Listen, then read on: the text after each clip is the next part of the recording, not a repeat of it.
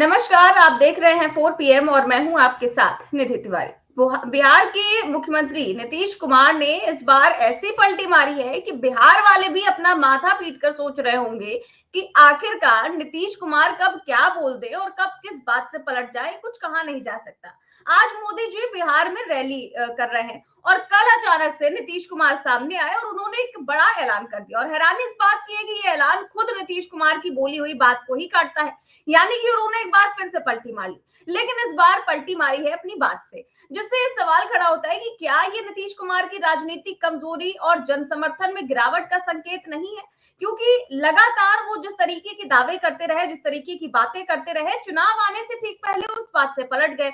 और वो भी तब जब आज जो है मोदी जी की रैली हो रही है और कल नीतीश कुमार ने ये ऐलान कर दिया है। तो आज मोदी जी की रैली में क्या कुछ हुआ और नीतीश कुमार ने क्या बड़ा ऐलान किया और उससे क्या साइड इफेक्ट्स देखने को मिल रहे हैं, इन तमाम बातों पर हम चर्चा करेंगे। और इस चर्चा में हमारे साथ मौजूद है प्रोफेसर अखिल स्वामी सर।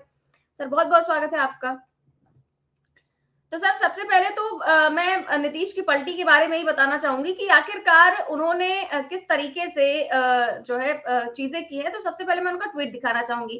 कल नीतीश कुमार सामने आए और नीतीश कुमार ने ट्वीट करते हुए कहा कि हम लोग शुरू से ही सस्ती दरों पर सभी को बिजली उपलब्ध करा रहे हैं।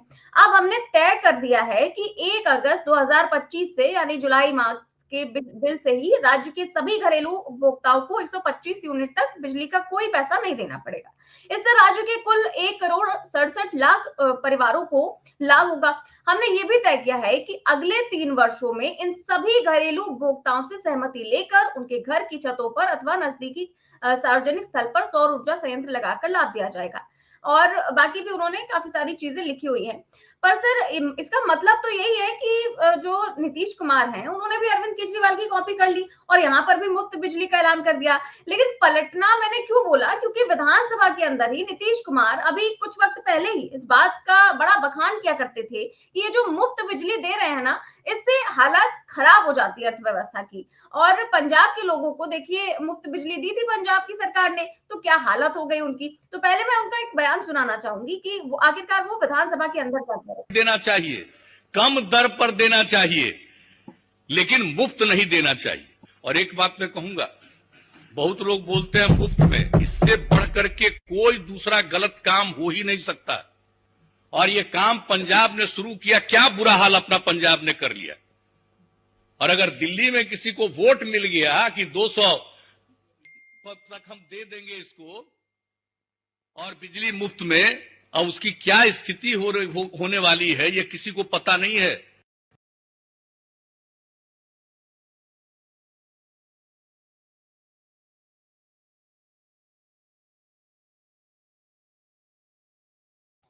जी, माफ कीजिएगा, म्यूट था। तो मैं ये कह रही थी कि नीतीश कुमार इस बात को कई बार बोल चुके हैं, ऐसा नहीं कि उन्होंने एक बार बोला है। एक बार और विधानसभा में क्या बोला था है।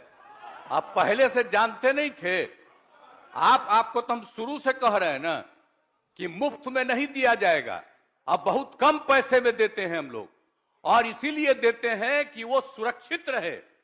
कितना कम पैसा में देते हैं, कितना बड़ा पैसा लगता है सरकार को बिजली लेने में, और कितना कम पैसा देते हैं। आप सब लोग रहे, एक बात जानते रहे, अब आज बोल रहे हैं। और बाकी कई राज्यों में कुछ लोग अपना कर देते हैं कि मुफ्त में देंगे, और हम तो शुरू से यहां बोलते रहे, बाहर बोलते रहे, यहां तक कि चुनाव के दौरान जब भी चुनाव होता था वहां पर भी हम खड़ा होकर के बोल देते थे कि ये सबकी सुरक्षा के लिए है। अगर उसको थोड़ा पैसा लगेगा, हल्का सा पैसा लग रहा है, तो आप लोग तो ऐसे ही खत्म कर देते हैं। हम तो सबकी सुरक्षा के लिए रखे हुए हैं। तो सर, ये दोनों बयान नीतीश कुमार के ही हैं और फिर जो ट्वीट मैंने दिखाया वो भी नीतीश कुमार का ही है। अब सर, नीतीश कुमार इस बात को लेकर के एक बार नहीं कई बार बोलते रहे कि मुफ्त बिजली देना हर हाल में गलत है। अब आप सस्ती दरों में बिजली दे दीजिए, लेकिन मुफ्त नहीं दे सकते। और अब देखिए, चुनाव से ठीक पहले 125 यूनिट मुफ्त बिजली देने का ऐलान कर दिया है। तो सर, अगर ऐसा ही था तो फिर उन्होंने मुफ्त बिजली का पहले विरोध क्यों किया था, और अब चुनाव आते ही क्या ये नीति ये सही कैसे हो गई? अगर ये स्कीम सही थी तो फिर 19 साल से फिर लागू क्यों नहीं की गई? जय संविधान। देखिए निधि, मेरा विचार जो है, देखिए नीतीश कुमार को आपने कहा कि वो पलटी मार गए, देखिए वो तो उनका वो है तकिया कलाम, उनको पलटू कुमारी लोग कहते हैं, नीतीश कुमार कम कहते हैं, लेकिन मैं उसको बहुत ज्यादा महत्व नहीं देता। मैं महत्व किस बात को देता हूं, देखिए किसी को, मेरे को भी किसी सुविधा की आवश्यकता नहीं है अगर मेरी इनकम हर साल 20% बढ़े, और ये पहले भी मैं कह चुका हूं अर्थशास्त्र के हिसाब से। अगर मेरे बच्चे, मेरे देश के बच्चों को नौकरी मिले, अगर मेरे देश के बच्चों को सेना में नौकरी मिले, सरकारी नौकरी मिले, और उनकी वेतन वृद्धि 20% हो, वो 10% के इन्फ्लेशन को भी झेल जाएंगे, वो बिजली की बढ़ी हुई दरों को भी झेल जाएंगे, वो हर चीज को झेल जाएंगे। असली समस्या क्या है, बिहार की असली समस्या क्या है? बिहार की असली समस्या है कि 2 करोड़ लोग वहां से नौकरी के लिए पलायन करके गए हुए हैं। कोई दिल्ली गया है, कोई हरियाणा गया है, पंजाब गया है, मुंबई गया है। पूरे हिंदुस्तान में आपको बिहार के लोग वहां पे दिखाई पड़ेंगे। जो प्रवासी हैं केवल छठ के अंदर बिहार के अंदर जाते हैं, वरना अपना रोजगार उनको बिहार के अंदर नहीं मिलता, दूसरे प्रदेशों में जाना पड़ता है। अब आप ये सोचिए, नीतीश कुमार 20 साल से मुख्यमंत्री हैं, कितनी इंडस्ट्रीज उन्होंने बिहार के अंदर लगाई? उत्तर प्रदेश के अंदर पिछले 20 साल से कितनी इंडस्ट्रीज लगी? सारी इंडस्ट्री गुजरात में लगी, मोदी जी का गृह राज्य है, या तमिलनाडु में लगी, तेलंगाना में लगी, आंध्र प्रदेश में लगी, महाराष्ट्र में लगी, क्योंकि वो असली महत्व चीजों का जानते हैं। वो जानते हैं कि ये सब ढकोसले करने के बजाय और हिंदू मुसलमान मंदिर मस्जिद की लड़ाई करने के बजाय इंपॉर्टेंट है इंडस्ट्रियलाइजेशन करो, जो पंडित नेहरू ने कहा था सन 54 में। वो इंडस्ट्रियलाइजेशन कर रहे हैं। बिहार के अंदर नौकरी अगर आप दे देते तो आज मेरे बिहार उत्तर प्रदेश वालों की दिल्ली में झुग्गियां न तोड़ी गई होती। हरियाणा के अंदर, दिल्ली के अंदर जिस प्रकार से झुग्गियां तोड़ी गई हैं, लाखों लोग सड़क पे हैं, और ये वो लोग सड़क पे हैं जिनके लिए मोदी जी ने दिल्ली चुनाव के पहले कहा था जहां झुग्गी वहां मकान। 2014 में कांग्रेस सरकार ने हजारों फ्लैट जीडीए ने बनवाए थे, जिनको आज तक आवंटित नहीं किया गया है। आम आदमी पार्टी की सरकार आई चली गई, अब बीजेपी की सरकार 4 महीने से केवल लोगों को उजाड़ा जा रहा है। और ये कौन लोग हैं जो उजाड़े जा रहे हैं? उत्तर प्रदेश बिहार के लोग हैं, क्योंकि अपने प्रदेश में तो उनको नौकरियां मिलती नहीं है, या तो कांवड़ यात्रा लेके निकल जाते हैं या बड़े शहरों में जाके नौकरियां करते हैं, वहां जहां उनकी झुग्गियां तोड़ दी जाती। तो जो बिहार वासी आपके प्रोग्राम को देख रहे हैं, उनसे मेरा निवेदन है, दिल्ली की वीडियोस देख लीजिएगा, हरियाणा की वीडियोस देख लीजिएगा, यहां कैसे बिहारियों को सड़क पे बिठाया जा रहा है। और अगर बिहार के अंदर भारतीय जनता पार्टी की सरकार आ जाएगी, ये गरीबों को, जिनको नौकरियां नहीं मिलती हैं, जिनकी तनख्वाहें नहीं है, 27 रुपए पर डे, 8 करोड़ लोग हिंदुस्तान के ऐसे हैं जो 27 रुपए पर डे कमाते हैं। 27 रुपए, 1 गिलास दूध नहीं पी सकते ढंग से। वो मेला न्यूट्रिशन इसी वजह से है। हॉस्पिटल्स हैं नहीं, स्कूल कॉलेजेस बंद कर दिए, 27,000 स्कूल आप यूपी के अंदर बंद कर, शराब की दुकानें खोल रही हैं। तो असली बात यह है कि अगर आप इंडस्ट्रियलाइजेशन नहीं करेंगे और हिंदू मुसलमान में लटका देंगे, तो बिहार वासियों को, ये नीतीश कुमार अपनी जेब से तो पैसा दे नहीं रहे। अगर बिजली माफ भी कर रहे हैं, अरविंद केजरीवाल ने अपनी जेब से तो पैसा दिया नहीं, ये तो सरकारी पैसा है, जो हम ही लोगों का पैसा है, जो हमने टैक्स पे दिया है, उससे सुविधाएं होती। आज दिल्ली में यह हालत है, हरियाणा में यह हालत है, गुड़गांव में यह हालत है, बसें डूब रही हैं पानी में। कारों की तो बात छोड़ दीजिए, बसें डूब रही हैं, कांवड़ के अंदर बसें तोड़ी जा रही हैं, चश्मे की दुकानें तोड़ी जा रही हैं, स्कूटी वाली लड़की को मारा जा रहा है, जिसे मिल जाते हैं उसको पीटना शुरू कर रहे हैं। ये आपने कानून व्यवस्था की स्थिति बना दी है। पटना के अंदर हॉस्पिटल के अंदर घुस के गोली मारते हैं, उन्हें आने दिया जाता है, मारते हैं, भाग जाते हैं, जैसे पहलगाम के अंदर हुआ। असली मुद्दों पे आइए। अपने ननिहाल से पैसा लाके आप नहीं दे रहे हैं बिहार की जनता को, एहसान नहीं कर रहे हैं बिहार की जनता का।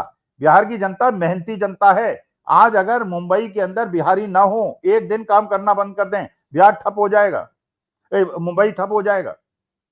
हिंदुस्तान के अंदर सारे श्रमिक बेचारे उत्तर प्रदेश, बिहार, छत्तीसगढ़ के जाते हैं, और वो जाके वहां मेहनत करते हैं और बिल्डिंग्स बनाते हैं, जिन बिल्डिंग्स के अंदर जाने की उनको अनुमति नहीं होती है।